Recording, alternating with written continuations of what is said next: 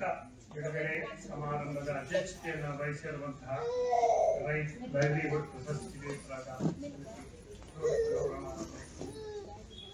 ಮುಖ್ಯ ಅತಿಥಿಗಳಾಗಿ ಆಗಮಿಸಿದಂತಹ ಅರ್ಕಧಾಮ ಸಂಸ್ಥೆಯ ಸಂಸ್ಥಾಪಕರಾದ ಶ್ರೀನಿವಾಸ ಅರ್ಕರವರೇ,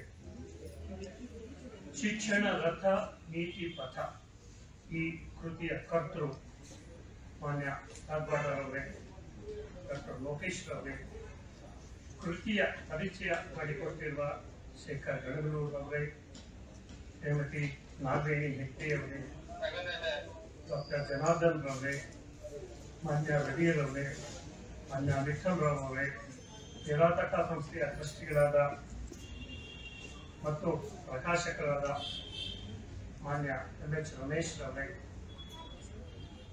ಮಿತ್ರ ಮಾನ್ಯ ಡಿ.ಕೆ.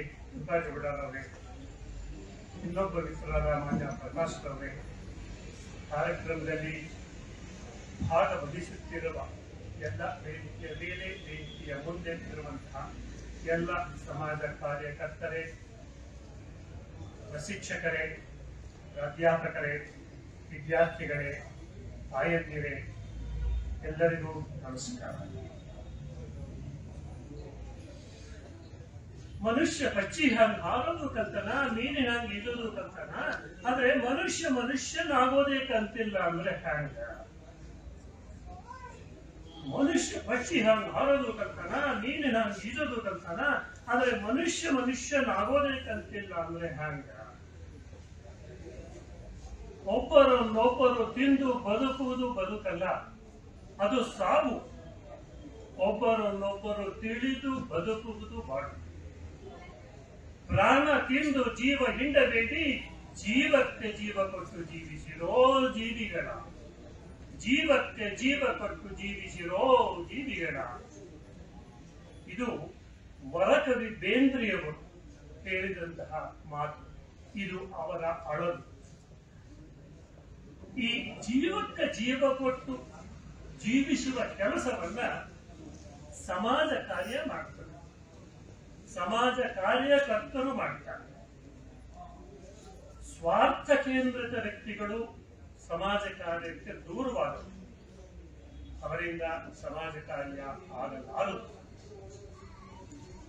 ನಮಗೆಲ್ಲರಿಗೂ ಗೊತ್ತಿರೋ ಹಾಗೆ ವೃತ್ತಿಪರ ಸಮಾಜ ಕಾರ್ಯಕ್ಕೆ ನಾಲೆಡ್ಜ್, ಸ್ಕಿಲ್ಸ್ ಅಂಡ್ ಆಟಿಟ್ಯೂಡ್ಸ್, ಜ್ಞಾನ, ಕೌಶಲ್ಯಗಳು ಮತ್ತು ಮನೋಭಾವ ಅತಿ ಅವಶ್ಯ ಅಂತ ಎಲ್ಲ ಸಮಾಜ ಕಾರ್ಯ ವಿದ್ವಾಂಸರು ಹೇಳ್ತಾರೆ.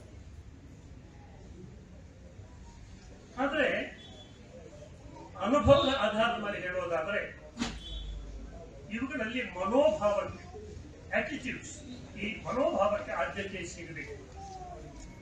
ಜ್ಞಾನವನ್ನ ಓದಿನ ಮೂಲಕ, ಚರ್ಚೆಯ ಮೂಲಕ ಪಡೆಯುವುದು.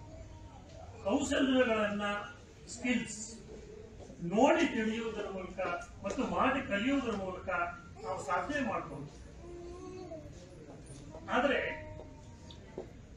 ಅವಶ್ಯಕವಾದಂತಹ ಮತ್ತು ಉಪಯುಕ್ತವಾದಂತಹ ಮನೋಭಾವ ನಮ್ಮಲ್ಲಿ ಇಲ್ಲದೆ ಇದ್ದರೆ ಸಮಾಜ ಕಾರ್ಯ ಕ್ಷೇತ್ರದಲ್ಲಿ ಏನೂ ಸಾಧನೆ ಮಾಡಲಿಕ್ಕಾಗುವುದಿಲ್ಲ.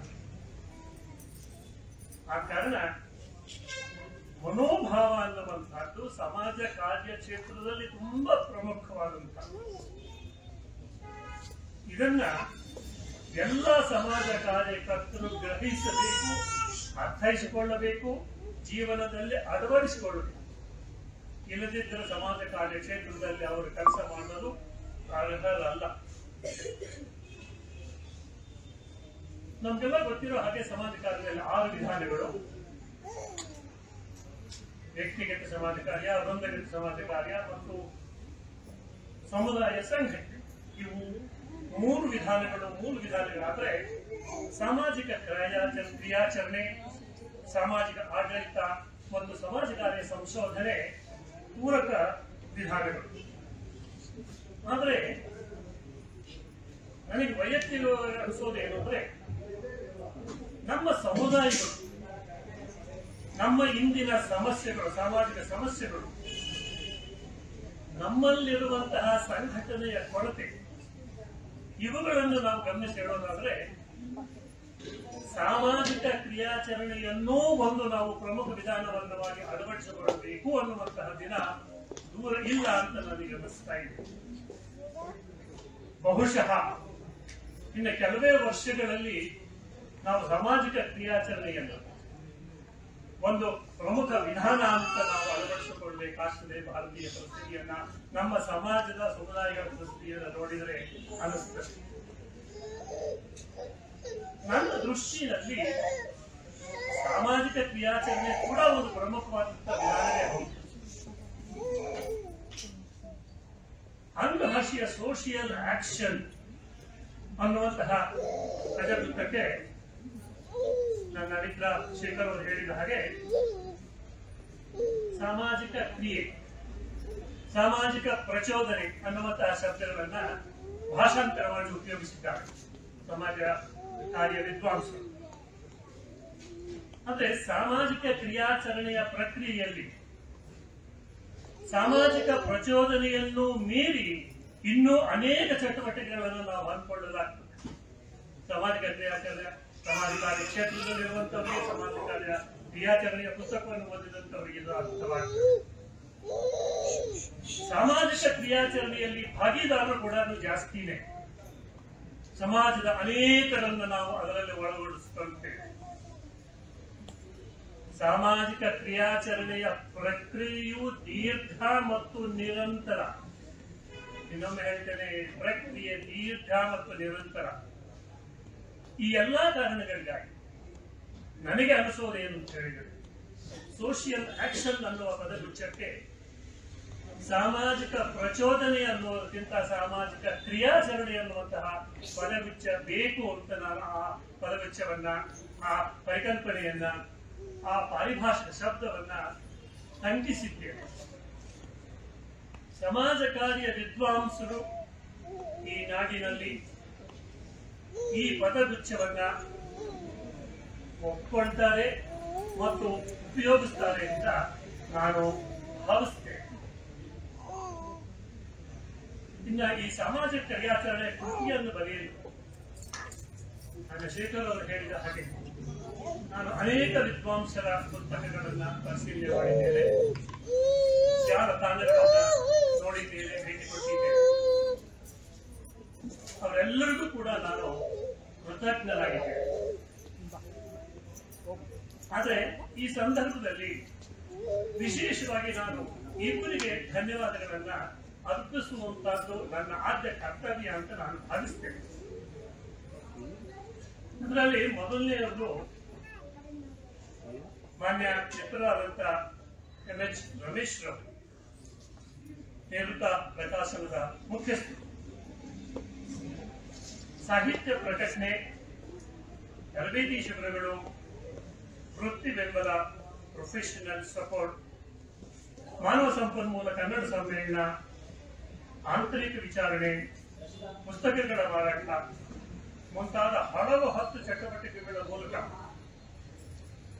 ಸಮಾಜ ಕಾರ್ಯ ಕ್ಷೇತ್ರದಲ್ಲಿ ಖ್ಯಾತನಾಮರಾಗಿದ್ದಾರೆ. ನನ್ನ ಪ್ರಮುಖ 5 ಕೃತಿಗಳನ್ನ, 3 ಸಮಾಜ ಕಾರ್ಯಕ್ಕೆ ಸಂಬಂಧಪಟ್ಟಂತೆ, ಇನ್ನು 2 ಸಂಸ್ಕೃತಿ ಮತ್ತು ಭಾಷಣ ಕಲೆಗೆ ಸಂಬಂಧಪಟ್ಟಂತೆ ಒಟ್ಟು 5 ಪುಸ್ತಕಗಳನ್ನು ಅವರು ಪ್ರಕಟಣೆ ಮಾಡಿದ್ದಾರೆ. ನನ್ನನ್ನ ಸಮಾಜ ಕಾರ್ಯ ಕ್ಷೇತ್ರಕ್ಕೆ ಪರಿಚಯ ಮಾಡಿಕೊಟ್ಟಂತವರೇ ಶ್ರೀ ರಮೇಶ್ ರವರು. ನನ್ನ ಸಾಹಿತ್ಯ ಕೃಷಿಗೆ ಅವರ ಬೆಂಬಲ ತುಂಬಾ ಅಪಾರವಾಗಿದೆ. ಇನ್ನೊಬ್ರು ನನ್ನ ಬಾಳ ಸಂಗಾತಿ ಶ್ರೀಮತಿ ಜಯಶ್ರೀ ಅವರು. ಅವರು 4 ದಶಕಗಳಿಗೂ ಹೆಚ್ಚು ಸಮಯ ನನ್ನ ಯೋಗಕ್ಷೇಮ ನೋಡಿಕೊಂಡಿದ್ದಾರೆ, ನೋಡಿಕೊಳ್ತಾನೂ ಇದ್ದಾರೆ. ನನ್ನ ಸಾಹಿತ್ಯ ಕ್ಷೇತ್ರಕ್ಕೆ ಅವರು ಬೆಂಬಲ ಸೂಚಿಸಿದ್ದಾರೆ. ಈ ಇಬ್ಬರಿಗೂ ನನ್ನ ಅನಂತ ಕೃತಜ್ಞತೆಗಳು.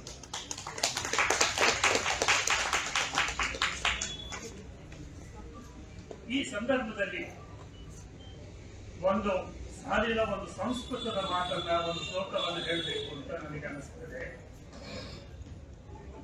ಶ್ರೀ ವರ್ಚಸ್ವಾಮಾಯುಷ್ಯ ಆರೋಗ್ಯಮಾವಿರೋ ಕ್ಷೋಭಮಾನಂ ಮಹೀಯತೆ ಧಾನ್ಯಂ ಧನಂ ಪಶುಂ ಪಶುಪುತ್ರ ಲಾಭಂ ಶತ ಸಂವತ್ಸರಂ ದೀರ್ಘಮಾಯು.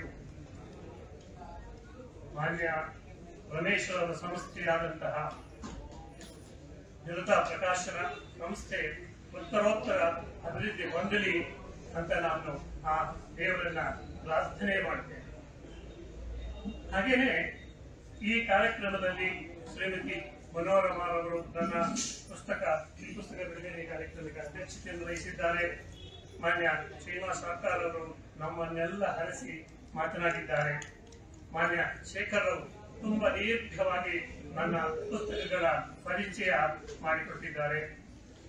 ಮಾನ್ಯ ಕೆಂಪೇಗೌಡರು ನಮ್ಮ ಜೊತೆಗಿದ್ದಾರೆ ಮತ್ತು ವೇದಿಕೆಯ ಮೇಲೆ ಅನೇಕ ಗಣ್ಯರಿದ್ದಾರೆ. ಸಮಯದ ಅಭಾವದಿಂದ ನಾನು ಓಡ್ತಾ ಇದ್ದೇನೆ. ಹಾಗಾಗಿ ವೇದಿಕೆಯ ಮೇಲೆ ಮತ್ತು ವೇದಿಕೆಯ ಮುಂದೆ ಇರುವಂತಹ ಎಲ್ಲ ಮಹನೀಯರನ್ನ ಇನ್ನೊಮ್ಮೆ ಪೂರಕವಾಗಿ ನಮಸ್ಕರಿಸಿ ನನ್ನ ಮಾತನ್ನ ಎಲ್ಲರಿಗೂ ನಮಸ್ಕಾರ.